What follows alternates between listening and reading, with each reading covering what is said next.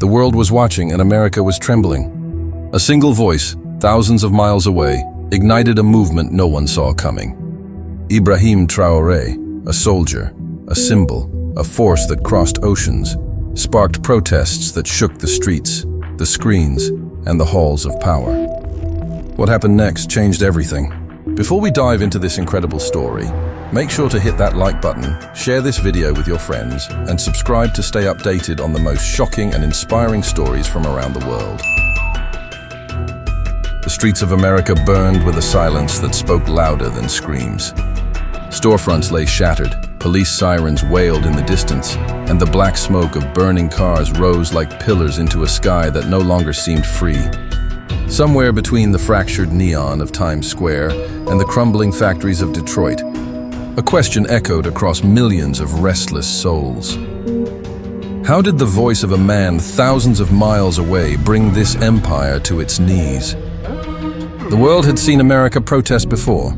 Civil rights marches, anti-war rallies, cries against police brutality, all had left their scars. But this was different. There was no charismatic American leader, no familiar slogan to rally behind. Instead, plastered across walls, streaming through phones, projected on abandoned skyscrapers, was the image of a young African soldier, Ibrahim Traoré.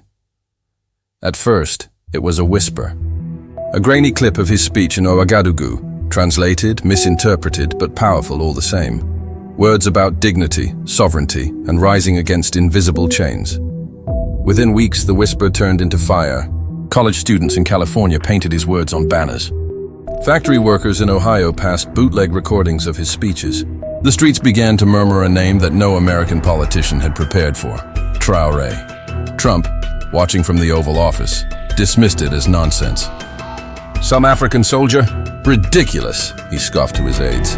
Yet outside those guarded walls, America's foundation was already cracking.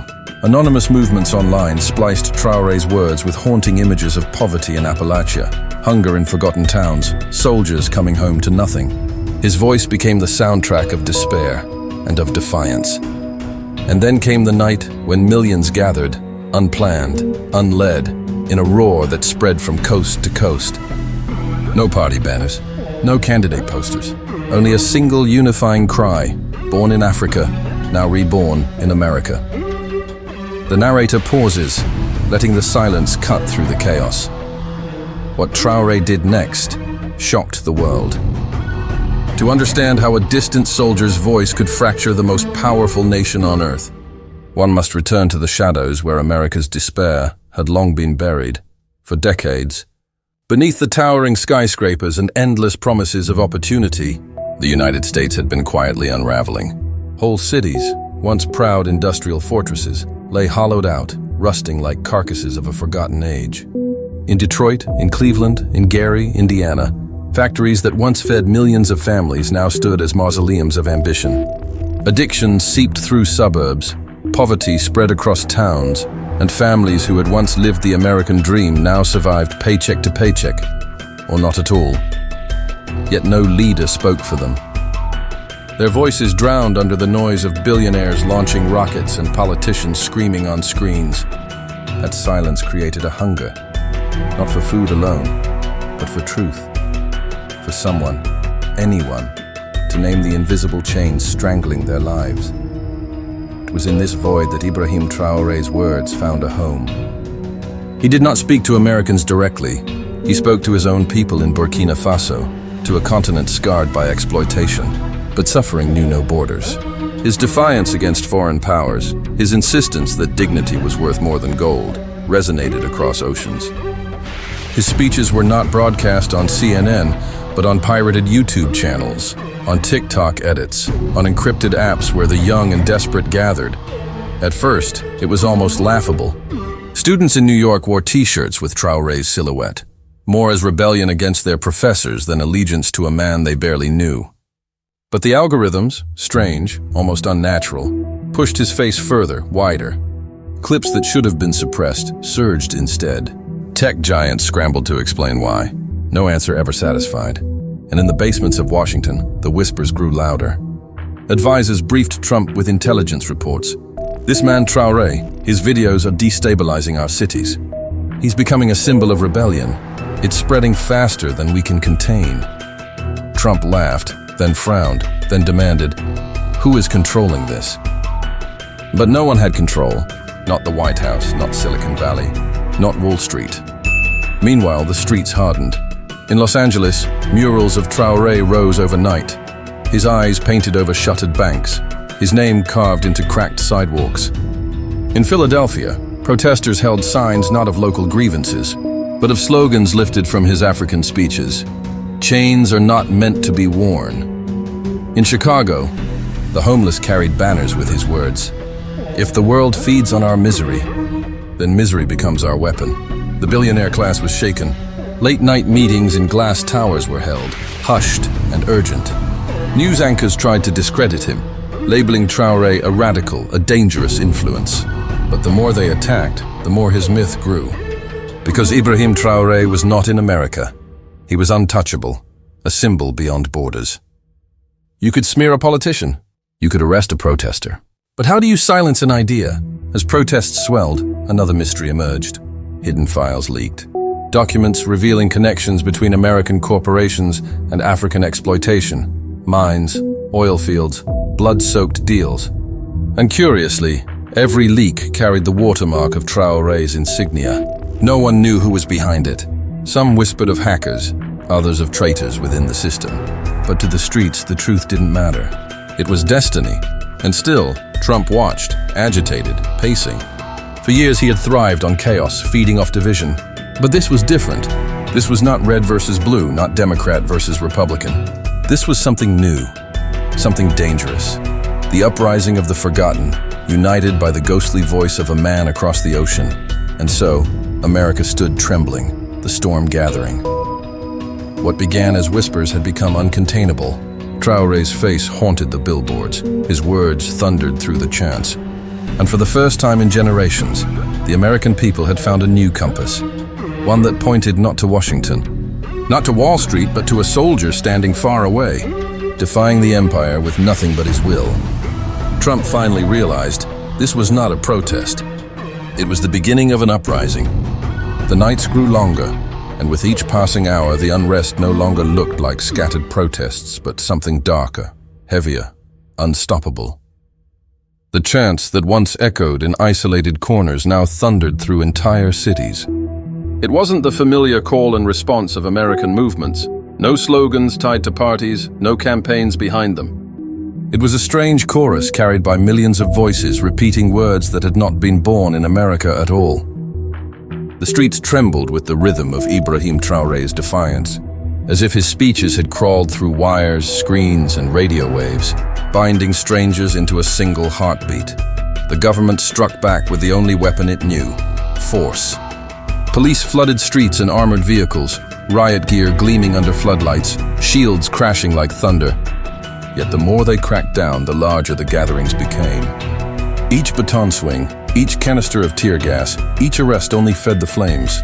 In New York, a million marched. In Chicago, highways shut down. In Atlanta, a mother held up a cardboard sign scrawled with a line from Traoré's words: "A nation that starves its people cannot stand forever." No leader had organized this. No figure within America had the power to channel so much fury. That was the mystery that unsettled Washington most of all. For decades, the state had known how to infiltrate, corrupt, and break movements. But how do you infiltrate a ghost? Traoré had never set foot on American soil. He had no campaign, no party, no allies in the White House. And yet his shadow loomed larger than every senator, every billionaire, every anchor on television. Inside closed rooms, advisors clashed. Intelligence officials insisted this was more than coincidence. Some swore it was foreign interference. Others whispered of rogue networks inside Silicon Valley amplifying his words. Algorithms bent reality in ways no one could explain. Videos that should have disappeared resurfaced stronger than before. Images of Traoré's speeches fused with American despair in viral edits that spread like wildfire, unstoppable. Something, or someone, was forcing the message into every corner of the nation. Trump's fury grew. He demanded answers, slammed his fists against the desk. barked at generals who shifted uncomfortably under his glare. The military's loyalty, once unquestioned, now seemed fragile. Soldiers on leave were seen sharing Traoré's speeches online. A leaked video showed National Guard members whispering his words during deployment. The infection had reached the very backbone of state power. On the streets, despair grew heavier. The economy buckled under pressure, with supply chains faltering, banks tightening their grip, and entire neighborhoods descending into hunger. Parents skipped meals so their children could eat. Hospitals filled with patients whose lives were tethered to systems collapsing under protest. And in the chaos, something unexpected emerged: solidarity. Strangers began feeding one another, shielding one another, carrying one another. It was as if Traoré's words had done what no American leader could: remind people that power only held weight if the people consented to carry it. But shadows stirred behind the curtain. Anonymous leaks began surfacing, encrypted drops of files that revealed the inner machinery of power. Reports of hidden contracts between U.S. corporations and exploitative operations abroad. Documents tying the wealth of the elite to suffering in nations that mirrored the struggles Traoré had denounced. Each revelation landed like a hammer on glass, shattering trust further. And every leak bore the same ghostly watermark: a soldier's silhouette, red beret on his head. Was it Traoré himself? Was it a network of believers spreading his legend? No one could say. But the mystery itself gave the movement strength. The unknown kept it alive. Every unanswered question transformed him into more than a man. He became myth. Journalists scrambled to follow leads, some vanishing from airwaves after daring to ask the wrong questions. A few reappeared online, whispering of secret surveillance programs unleashed against the uprising. Yet the suppression only added fuel to the fire. People began to believe the system feared Traoré more than any army, more than any rebellion before. And once that belief took hold, there was no turning back. The nights became darker still. Cities flickered under half-lit grids, power outages rolling across the country in strange, unexplained waves. On the West Coast, a blackout left millions in silence while only one message cut through every phone and every screen. Traoré's voice, faint but unyielding, whispering of dignity and resistance. Some swore it was coincidence, a hacker's prank. Others claimed it was something deeper, something no one could explain. Conspiracy bloomed like rot. Fear dripped into the veins of the nation. Trump watched it unfold with eyes that betrayed both rage and fear. He had thrived on division his entire career, but this was something alien. This was not his war, not his theater, not chaos he could control. It was a storm born elsewhere, yet crashing directly into the walls of the White House. And though he bellowed, though he threatened, though he unleashed every tool of surveillance and control, the storm only grew louder, and beneath it all, Ibrahim Traoré himself remained distant, silent, almost spectral. He never claimed responsibility. He never reached out. Yet his presence was everywhere, like a tide that refused to retreat. America was slipping, the cracks widening, and no one could predict how much longer the foundations would hold before they finally split apart. The storm reached its breaking point. What had begun as sparks of unrest now swallowed entire cities in waves of fire and fury. Highways clogged with human chains, millions refusing to move, refusing to go home. The chant was no longer scattered, no longer hesitant. It rolled like thunder, synchronized, relentless, echoing a soldier's words across oceans. Ibrahim Traoré had become the invisible general of an army he had never called, commanding from thousands of miles away with nothing but memory and myth. Washington grew frantic. The Oval Office transformed into a bunker of paranoia where Trump paced beneath flickering lights, his face pale, his voice breaking between rage and disbelief. Every screen surrounding him showed the same thing: aerial shots of protests so vast they resembled living organisms, sprawling veins of humanity consuming the cities. Some carried signs with Traoré's image. Others wore his silhouette painted across their jackets. And still more carried nothing at all, only the silent defiance of presence. The White House ordered suppression. Armored convoys rolled into city streets. Helicopters cut the sky into fragments of noise. Drones hovered like carrion birds. Yet the ground refused to yield. In Washington, D.C., crowds encircled monuments until the Lincoln Memorial vanished beneath a flood of bodies.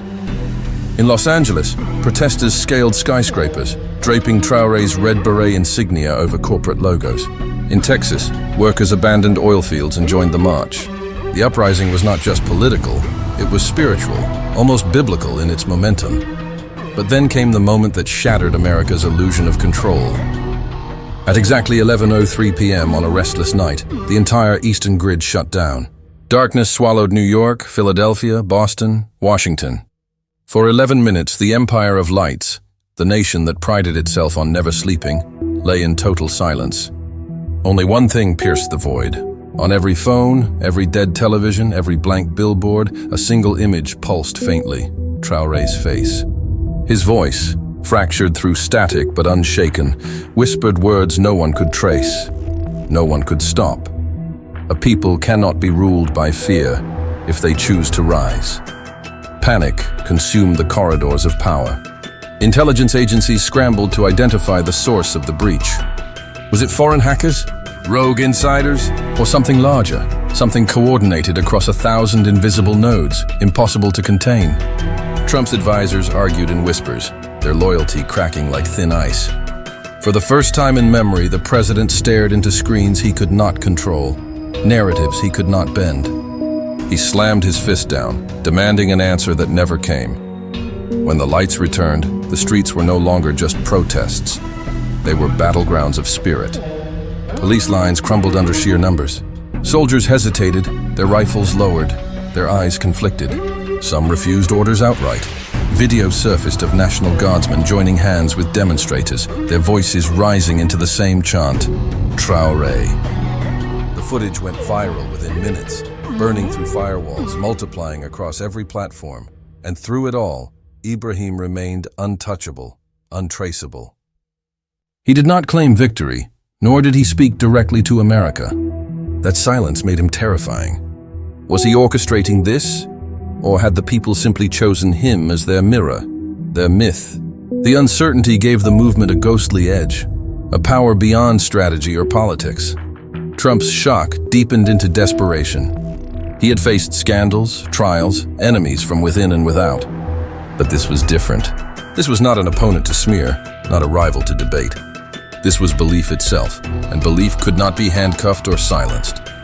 Every tear-gassed mother, every beaten worker, every jailed protester only added another brick to Traoré's legend.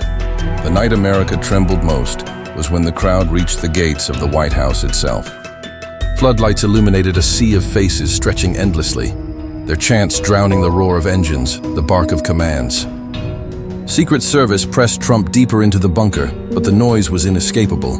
He heard it through the walls, through the floor, vibrating into his chest. A foreign soldier's name, shouted by his own people, and in that moment, the illusion shattered. The empire that had believed itself untouchable felt the ground give way beneath it. For the first time in living memory, America no longer seemed eternal. It seemed fragile, breakable, and standing at the heart of that fragility was the ghost of Ibrahim Traoré. By dawn, the question was no longer whether the protests would end. It was whether the country itself could survive what had begun. The night stretched on, and even as the first light of dawn crept over shattered streets, the chaos refused to wane. Smoke still curled from overturned cars. The acrid scent of tear gas hung heavy, and the city hummed with the murmurs of a population that refused to retreat. Yet within the turmoil, a strange order had emerged.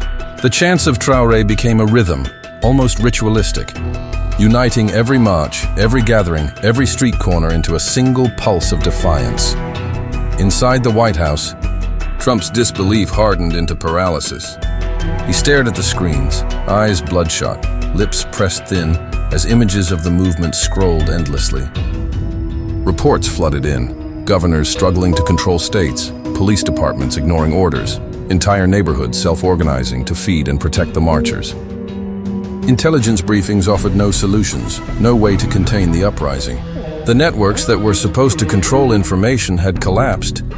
Misinformation was now irrelevant, because the truth, as carried by Traoré's voice, had spread faster than any suppression could act. Outside, The streets became stages of tension and drama. In Chicago, protesters climbed atop city buses and sang in unison, their chants echoing across concrete canyons. In Los Angeles, mothers carried their children through barricades, waving handmade banners of Traoré's red beret insignia. And in Washington, D.C., the crowd pressed against the gates, a living tide whose numbers grew every minute, their eyes fixed on a seat of power that now seemed impossibly distant. Amid the chaos, a series of mysterious events deepened the tension. Digital billboards flashed encrypted symbols in the night, symbols that seemed to coordinate certain actions, mass gatherings, sudden dispersals, synchronized chants, though no one knew who was controlling them. Rumors whispered of a network of hackers and journalists secretly amplifying Traoré's message. Some claimed the soldier himself had an unseen presence within the system, a ghost inside the wires. Each unanswered question added to his legend, every impossible coincidence cementing him as more than human. The military, once a pillar of unquestionable loyalty, fractured under the pressure. Units stationed in major cities hesitated, refusing to act against the crowds. A handful even stepped aside entirely, leaving barricades undefended, streets wide open for the swelling masses. The idea that authority could no longer command obedience had taken root, and it spread faster than the protesters themselves. At the height of the turmoil, a symbolic confrontation took shape. Protesters reached the White House gates in uncountable numbers. Flashing cameras captured the moment. Unarmed citizens pressed close to the fence, linking arms, chanting not for a policy, not for a candidate, but for an idea. A soldier's vision of courage and defiance. Trump watched from within, his advisors whispering frantic updates, but none could provide a plan. Every calculated measure had failed. Every threat collapsed under the weight of mass belief. And yet, in the midst of the chaos, the city began to transform. Streets that had once been scenes of anger became stages of solidarity. Volunteers set up food stations. Strangers carried water to the injured. Musicians turned debris into instruments of rhythm. The uprising, violent in its start, now carried a strange grace. Traoré's words, reminders of dignity, courage, and resistance, had become a blueprint for survival. Despair was met with hope, fear with determination. Trump remained isolated, his fury and shock unreadable behind the fortified doors. He had faced scandals, revolts, and betrayals before, but this was beyond prediction. The country he thought unshakable was shaken by a voice from afar, a soldier whose influence spanned oceans, whose myth had taken on a life of its own. Every night, every screen, every chant reminded him that control had shifted, not through politics or strategy, but through the simple, unstoppable force of belief. By midday, the streets had calmed, not because the protests had ended, but because the nation had been irrevocably changed. Traoré had become a symbol, a presence that no policy, no decree, no force could erase. In the eyes of the people, he embodied courage and possibility, proof that even distant voices could ignite a movement that reshaped an entire society. And as the sun set on this city that had burned and healed in equal measure, one question lingered in the silence. What comes next for a nation that has seen its foundations tremble under the power of a single soldier's words? The streets were quiet now, but the silence was not the peace of submission. It was the hush of transformation. Cities bore the scars of what had happened. Shattered glass glinting under morning sun, walls streaked with smoke and slogans, overturned vehicles left as silent monuments to upheaval. Yet amid the ruins, something new had taken root. People moved with a sense of purpose, helping one another rebuild, tending to the injured, sharing food and water. The chaos of the night had given way to an unprecedented solidarity, an understanding that they had been tested and had survived together. Trump remained behind the fortified walls of the White House, staring at the aftermath through bulletproof glass. His advisors whispered in panicked tones, offering plans that now felt hollow. The protests had not been defeated. They had evolved. And though he had the power to order arrests, to command the military, to silence voices, he understood, perhaps too late, that this was no longer a battle he could win. This was not politics. This was belief. Across the country, the people carried a singular truth. They had glimpsed the possibility of something greater than fear. Mothers who had marched with children in their arms told their stories to neighbors. Factory workers shared recordings of speeches that had once seemed distant, now personal and urgent. Students painted murals in abandoned lots, depicting the red beret silhouette of Ibrahim Traoré. The man who had never set foot in their country yet had stirred its very soul. Traoré himself remained distant, enigmatic, almost mythic. No media outlet could locate him. No government could summon him. Yet his influence persisted, more tangible than any leader who had walked the halls of power. He had not toppled a government, nor had he waged war. He had ignited an idea, a movement born of courage, defiance, and hope, and it had spread like wildfire across borders and oceans. In cities large and small, a new rhythm emerged. Community programs, grassroots organizations, and mutual aid networks took shape almost overnight. People who had once been strangers now found themselves bound together by a shared vision of dignity and resilience.